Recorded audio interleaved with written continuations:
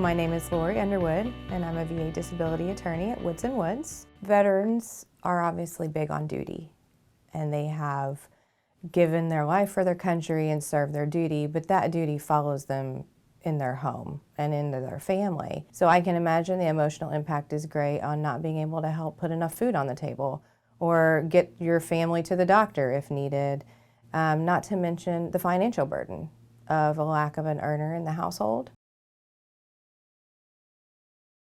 So compensation for TDIU, without the abbreviation, is total disability individual unemployability. Most people probably refer to it as IU, unemployability. TDIU is all the same thing. It is intended to compensate a veteran who's unable to work because of their service-connected disabilities, but they're not receiving compensation at the 100% rate. So if the VA acknowledges that IU is warranted because of your service-connected limitations, it will compensate the veteran at the 100% rate.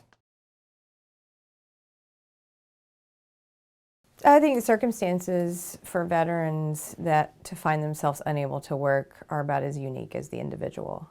So a lot of them probably discharge from service with every intention of going back into the workforce, but because of disabilities that they picked up through their service, they find that they're not able to immediately from discharge. So those people may be completely out of the civilian workforce and unable to return from the time that they discharge. Then there are others, I think, who come out of service with some ailments, either physical or mental, that are just not to the severity that keeps them out of the workforce, and they're able to go back to work.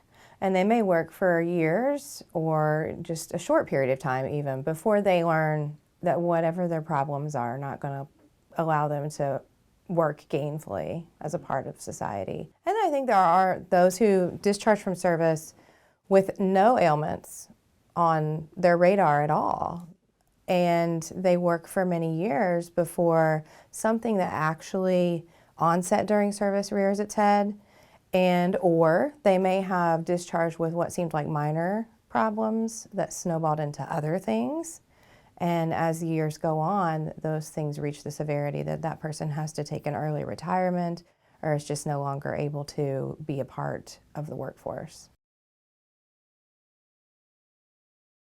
It might just be physical disabilities that result in them taking time off because of pain, or just the inability to get out of bed, or side effects of medications for those disabilities. And then the absenteeism leads to tardiness that results in disciplinary action, or just an inability to make it to work on a full-time basis, which we know most employers won't support.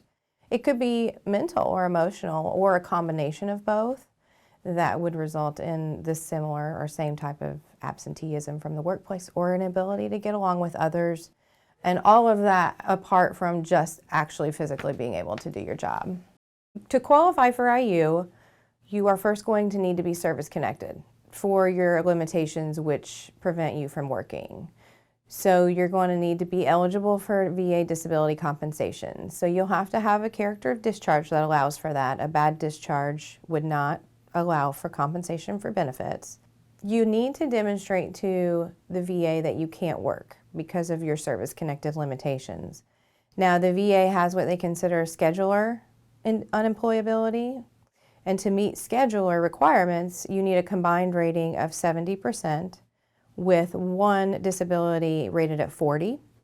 Or you can also meet that scheduler requirement by having a single disability rated at 60%.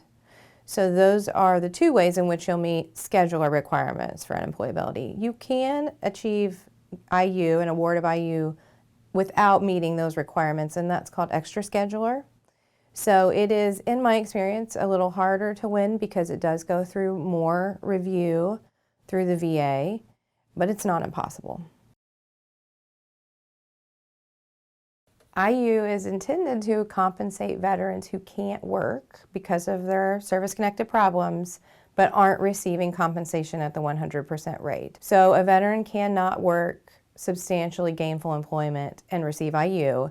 If you can work, IU is just not for you. Now, I said can't work substantially gainful employment. So there are certain circumstances in which a veteran may have income from work if it's what is considered marginal employment. So the VA has accepted marginal employment and awarded IU in certain circumstances.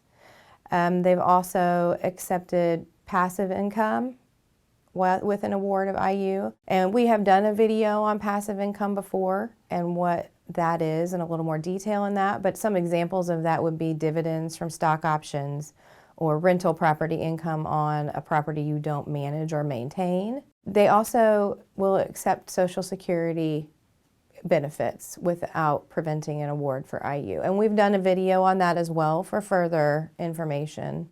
So in addition to marginal employment, a veteran may also be working with accommodations, so an environment which is accommodated to meet their limitations, or a sheltered work environment because of their limitations, their service-connected limitations. And we have done a video on that as well that you can refer to for further information if you'd like to explore that further. And those types of scenarios have also been acceptable while receiving unemployability benefits. The VA has a form for applying for IU. It's VA Form 218940, otherwise known as the IU app. So the veteran can complete that, submit it to the VA, and that's a claim for IU. IU can also be claimed as an inferred claim through your increased rating claims on appeal if those conditions contribute to your inability to work. Once you start pursuing a claim for IU, they're probably going to schedule you for exams for your service-connected conditions, asking the examiner to look into and report on how those conditions impact your ability to work. That's what they're trying to assess. They're also probably going to ask you questions about your income, your prior work, and may want to request information from your prior employers as well. The VA processing speeds are rather slow, so not only the time it takes to develop that claim and the information that is needed or the evidence that is needed to award your benefit, but also to navigate through the VA claims processing. It can take years sometimes to reach an award of IU. But the financial benefit from the veteran would be the back pay that may accumulate during those years. Depending on the effective date of your IU award, back pay can accumulate up into the tens of thousands of dollars or more sometimes. Obtaining an award for unemployability can be difficult because a lot of times the information the VA needs to make that award is not initially in front of them. There are times in which you might have to do some development to prove that benefit as well. So hiring an attorney can be helpful to that process, may be necessary for a lot of people. We've helped veterans with unemployability in their 20s and their 30s, in their 60s and their 70s, and everywhere in between. So sometimes there are children in the home, sometimes it's just a spouse, sometimes it's just the veteran, and then you're the only financial support for yourself. So that's going to be devastating on any level. The award of IU can make a huge impact for you and your family, even if it's just putting food on the table or just trying to pay your mortgage. If you're a veteran who has questions about appealing a denied claim or filing a new claim, call Woods & Woods for a free consultation. You can visit woodslawyers.com or call the number on your screen.